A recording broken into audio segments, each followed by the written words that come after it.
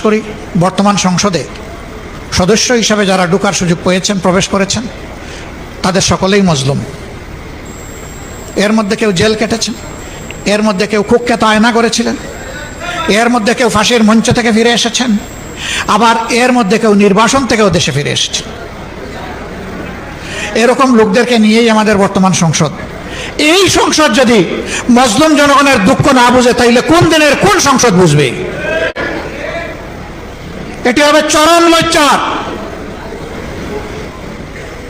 আমরা বিশ্বাস করি এই প্রজন্ম যথাযথভাবে ফ্যাসিবাদের বিরুদ্ধে এখনো তাদের অবস্থান স্পষ্ট। আমরা তাদের সাথে আছি, তারাও আমাদের সাথে আছে।